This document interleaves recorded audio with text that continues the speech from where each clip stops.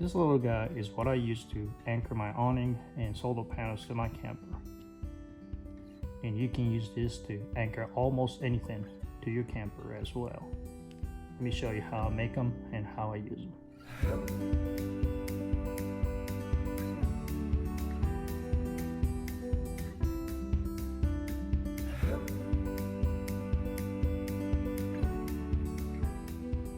So let me first explain how this works.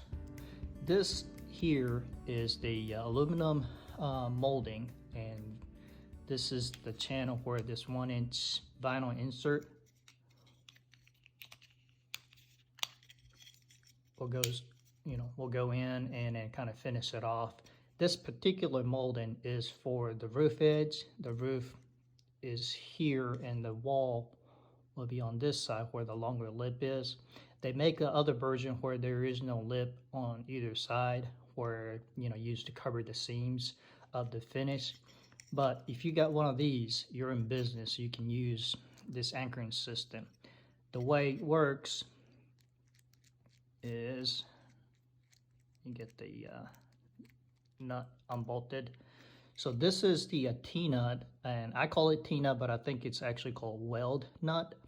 But the flange with the threaded coupler kind of attached to it. And you see this is not a circle, the base is not circular, so you can fit that in the channel and rotate so that the flange catches this the groove in the channel. Once in there, on the back side there's a 2 feet that you kind of slide that in, so that will keep the nut from rotating. And once you get that, then it's just a matter of getting the washers and lock washer and bolt to tighten down.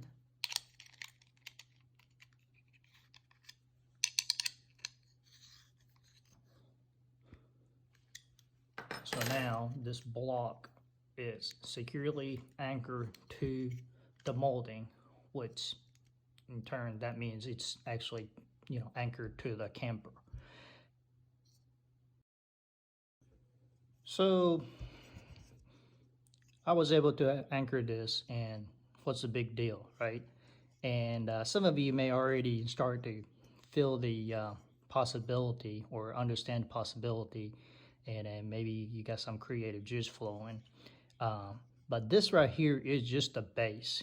This by itself, it's not going to anchor anything to your camper.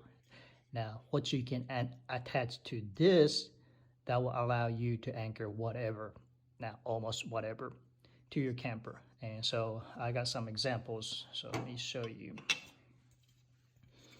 This is some examples, and there is a few more that I come up with that I just didn't have enough space to fit in this molding.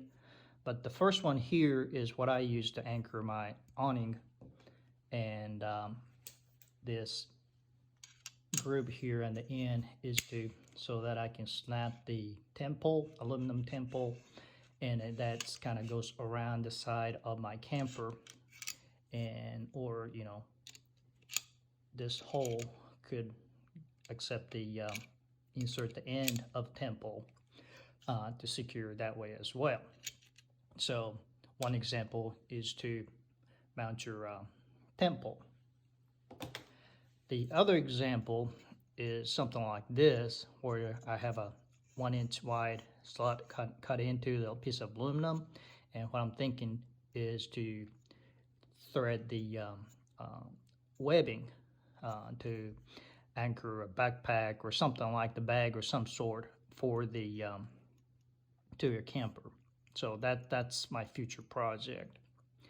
And one in the middle is, you've probably seen this, that's the aluminum extrusion. This one is 10 by 10, and this is what I use to attach the solar panel or system to my roof. Because of the weight and added movement, I use 2 anchors for this block. So you can see this block is a little bit longer, so that I can have a 2 anchoring point.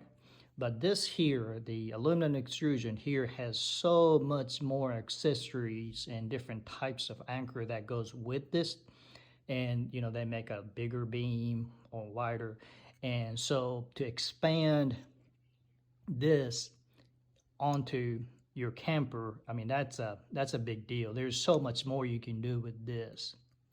The other types is where I have a stud, a piece of bolt that's sticking to the end, where you can take the pre-made canopy or anchor, and typically has these grommet that you can use a wing nut to secure one end or corner to your camper.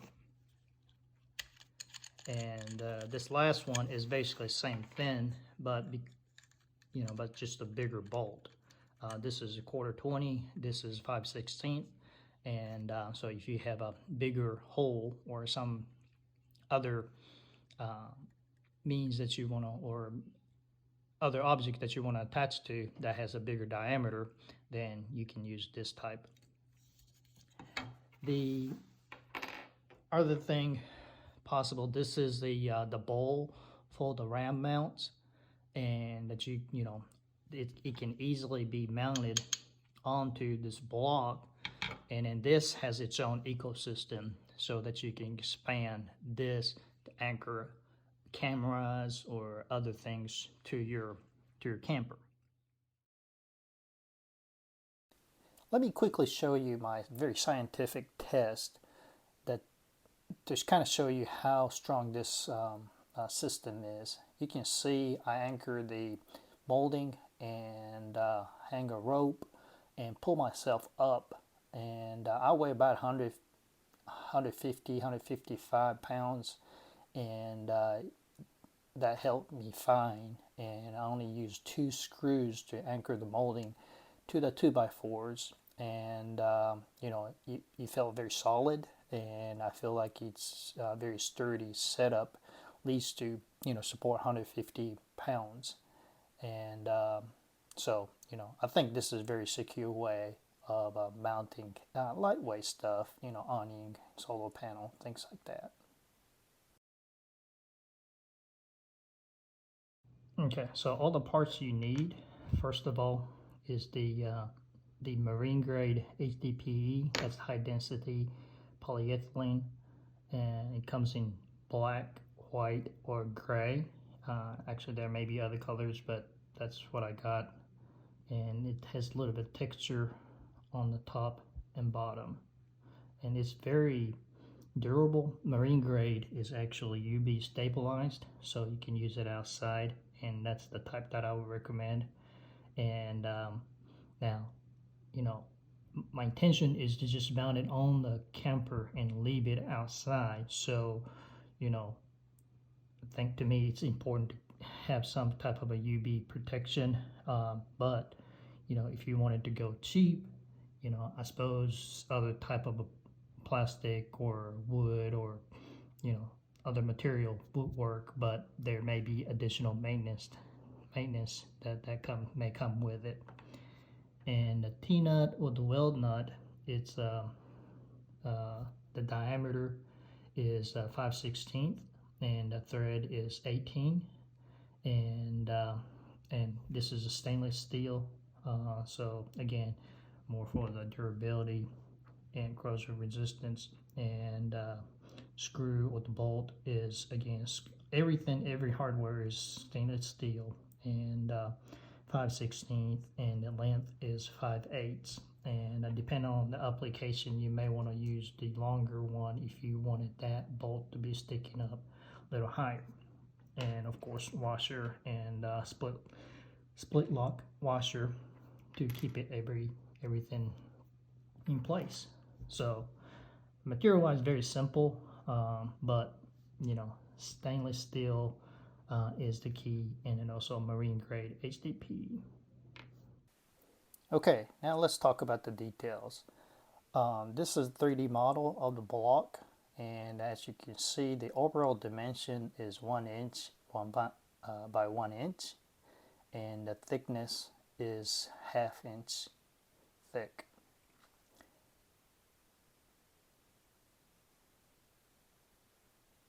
And the feet that's on either side is 3/16, and that leaves 5/8 in the middle. Of course, that is determined by the actual size of the T-nut. And the hole in the middle is 3/8 diameter, and of course that is to get the T-nut through the hole to the top side. And as you can see in the my design, I did chamfer and rounded the corner. That is just to give a little more finished look to the unit. And of course, you do not have to do that. It has no other function other than just a cosmetic. And to simplify the build, you can just skip that part.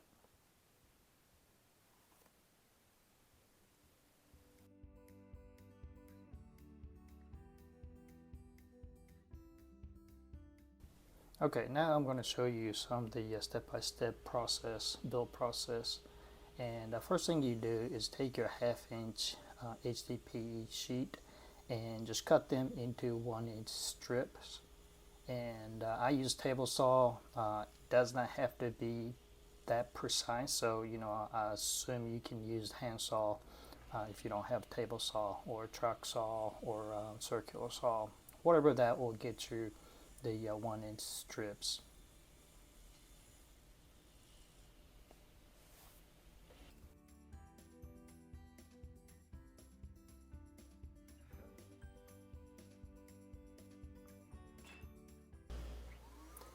So once you get the 1 inch strips made, next step is to cut rivets on the bottom side. And the reason for that is the block will now sit in the channel of the aluminum molding, and also create the shoulders to sit on top of the molding.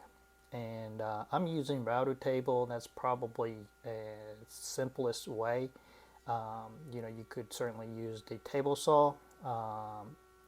You could actually use a hand tool like a chisel if you're only making 1 or 2 blocks, but if you're making many, then that may be a little bit time consuming. And off camera, I went ahead and cut the chamfer and round over the corners of the block. I don't have a video for that, but what I'm doing now is to cut in the section in between the feet where the T-mold will sit, and basically that will be the final thing at the router table. And then after this process, I'll cut the 1 inch pieces to make individual block. Here, once I got individual pieces cut, I'm using the T-mold and the drill bit to mark the center for the hole to be drilled out.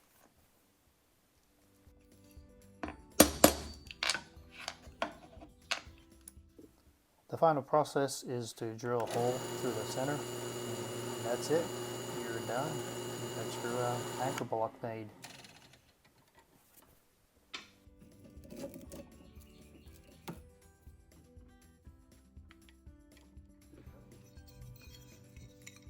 So let me talk about something different about these two roof edge molding. This is the one that I used, and this is the different type that my friend used.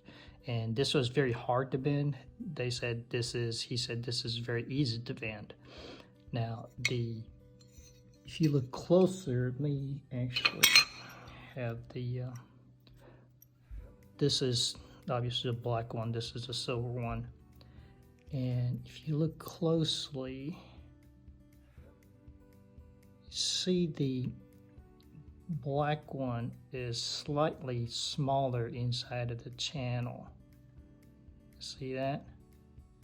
So what that means is if I take this T-nut,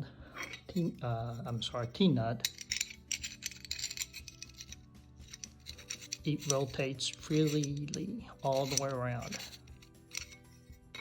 If I take the same T-nut, it doesn't fit. The corners here will get cut in that, you know, a little bit narrower channel. So what you're gonna have to do is to modify the base or the flange of the T-nut a little bit. I don't know if you can see, but this corner and opposite corner, I grinded that down a little bit. So now, if I take this modified version, it rotates to 90 degrees, but it doesn't go any further because the other on the corner that's not grinded will now get cut in that channel. But it helps so that when you tighten the bolt, it doesn't rotate. So, you know, it does the same thing as this feet on the bottom of the this block, but it's just another way to keep it secure. So you need to find out what the dimension inside of that channel from that corner to that corner versus that corner to that corner, and I'll give you the actual dimension somewhere on the screen, and then that will determine whether you can just use the unmodified T-nut or you have to grind a corner to make it work. Okay, so that's it. Hope you found this video helpful. If you have any questions or comments, please leave them in the comment section below. And also, I would like to hear your suggestions or different ideas for different anchor attachments. I would like to hear them too, so leave them in the comment section as well. One last thing, if you're gonna do this, please make sure your moldings are securely attached to the camper, the solid structure of the camper. If not, you know, whatever you're going to anchor to could damage the molding, or worse, it could just rip the molding off of the camper. So just be safe and just double check before you attempt to anchor anything to the molding. So thank you again, and I'll see you again in my next video. Thanks for watching. Bye. Make sure to like and subscribe and stay tuned for our next video. Bye.